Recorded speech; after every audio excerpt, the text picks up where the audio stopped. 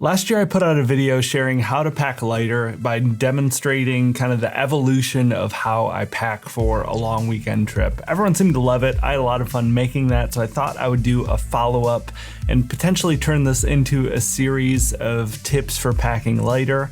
So without any further ado, today we are going to cover a few more advanced tips for how to lighten your load and embrace a one-bag travel.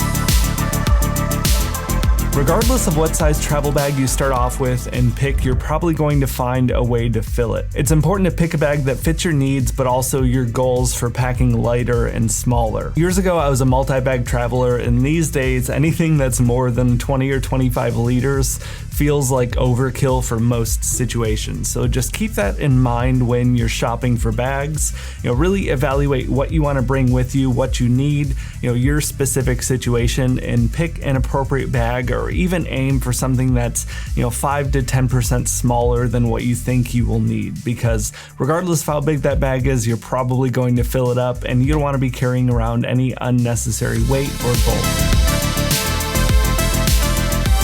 You can really use whatever types of clothes and fabrics that you'd like, but as you get further down the road in your progress, it's important to take a look at more technical fabrics and more travel-oriented clothes. This is definitely a new development for me in the last couple of years, and it was pushed a lot further because I've been doing more and more wilderness backpacking the last year or two, but there are a ton of fabrics that will suit a ton of different needs for traveling. Some clothes and fabrics will dry really quickly if you're doing sink laundry or on the road for an extended period of time. You have some fabrics with built-in insect repellent if you tend to spend a lot of time outdoors.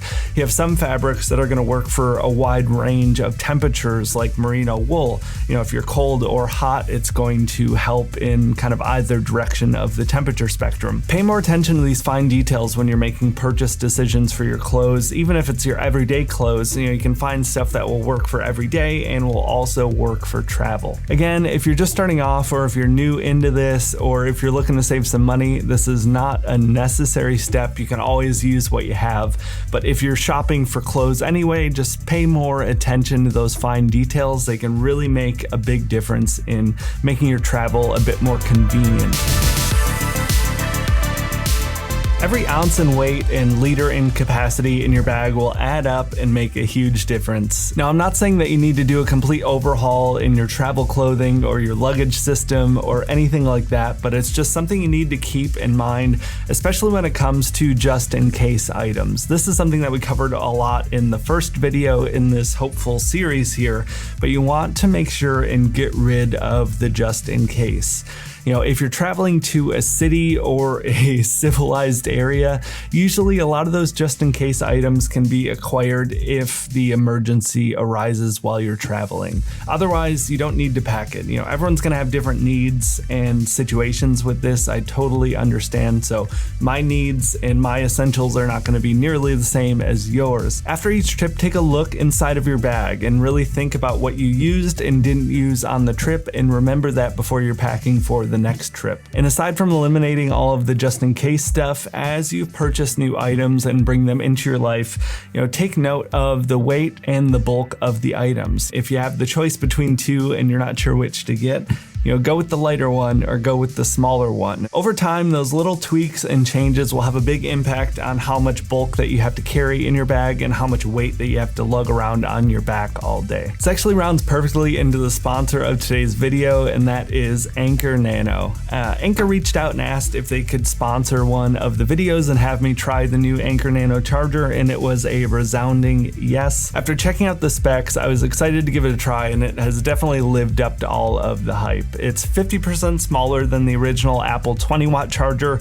but still has that 20-watt charge capacity, essentially in the same form factor as the original 5-watt Apple charger. So it's going to be a lot smaller for your travel bag and will also work perfectly well in any sort of normal day-to-day situations. It's a USB-C charger as well, which I really love. I've been trying to get all of my tech converted over to USB-C as much as possible. It's great to have kind of a unified standard. It makes things a lot simpler simpler day to day, but also, again, while you're traveling, less cables, less weight, less bulk to deal with. In 15 minutes, you can get up to 8 hours of music playback or an hour and a half of gaming, and 26 minutes of charging will bring the iPhone 12 to 50%. So you can pop into a coffee shop or cafe, charge up your phone really quick, and continue on with your adventures in whatever city you're exploring. Be sure to check the link in the description below if you're looking for a new power brick, especially since the Apple phones aren't including them anymore.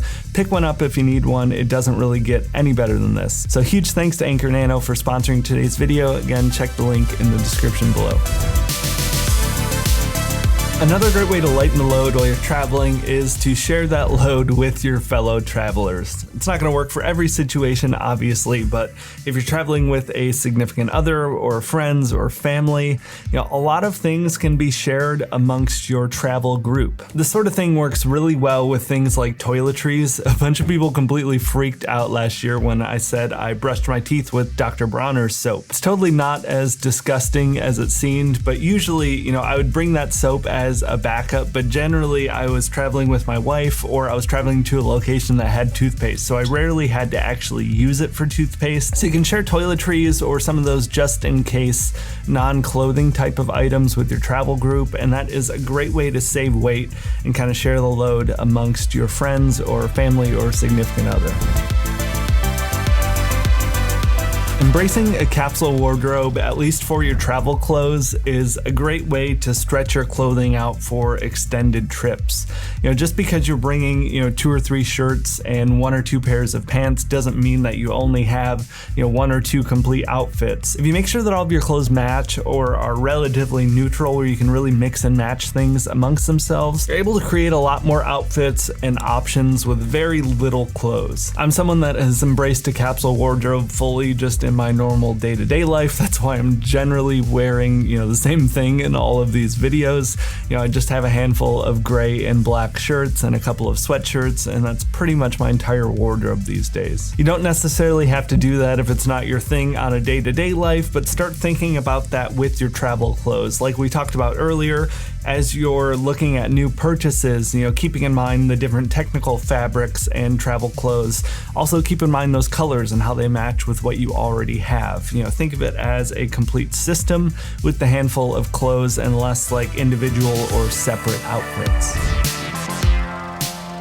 And on the note of clothing, you can also do some travel laundry while you're out and if you're out for an extended period of time. This is a great way to bring very little clothes and still be able to travel for extended periods without having to worry about wearing, stinky, dirty clothes all the time. There are a ton of different options for doing laundry on the road with pros and cons to each. Kind of the simplest and easiest and cheapest is to do some sink laundry. If you have some of those more quick drying technical travel fabrics, like ex officio underwear or the sun hoodie I talked about in my wilderness backpacking loadout, those items can be washed out in the sink with soap and they'll dry in a matter of minutes in a lot of situations. And if you don't want to do sink laundry, a lot of times there are laundry services at hotels. Airbnbs will have washers and dryers. You can do a coin-op laundromat in whatever city that you're in. There are a ton of options where you're able to extend those clothes for longer periods of time. Again, this is something where paying attention to what fabrics you have are going to make a big impact in what is going to be best for your style of travel and what you might need personally. I'm a big fan of merino products, but they do take a little bit longer to dry compared to some thinner synthetics. So if you're someone that's really focused on indefinite travel and likes to do a ton of sink laundry or whatever kind of laundry while you're out, maybe those synthetic fabrics that can't be reworn as many times might be a better choice for you. But if you're more of like a weekend warrior type of traveler, which is usually more along the lines of what I do, merino fabrics, you can wear a shirt 3 or 4 times and have it not smell or look bad, and then just do laundry when you get home. It all depends on your style of travel and what's going to work best for you, but doing laundry is a great way to extend that wardrobe for longer periods of time. Last year I switched over to an all solids, really basic, small, simple toiletry kit, and it has worked incredibly well. There are a ton of reasons. One, dealing with liquids and TSA is a huge pain. I know some people haven't had any trouble, but worrying about the capacity of your liquid bottles and putting in clear bags and all of that mess is just a lot of trouble when it could be really easily avoided. Two, things with liquids are generally going to be a little bit worse for the environment, for packaging and shipping and manufacturing. Things like toothpaste tabs or solid shampoo or soap bars are going to have a lot more soap and a much smaller footprint, which is better for you, better for the environment, and just makes things way simpler. So it's a great way to save some weight and bulk in your bag, but even more so, I just absolutely have been loving the convenience of my all solids toiletry kit. That just about rounds it up for the tips in this week's video. I hope they helped you, and I really do appreciate all of the support on the last one. Let me know if you're interested in making this a whole series. As I come up with more tips and ideas, I'd be happy to continue to share them in this format here. So let me know. And above all else, with all of these tips, don't take any of this too seriously. It's all meant to enhance your travels, not complicate them more. So use what you have, use the budget that you have. Don't stress too much about any of this. It is a process and it takes a long time to determine what you need. So don't waste your money buying things that might not be the best fit just because you think you need them. Get out there and travel, save the money for more traveling if you're unsure. But thank you all so much for the support and for watching this one. Be sure to check the link for the Anker Nano charger in the description down below, and I will talk to you in the next one.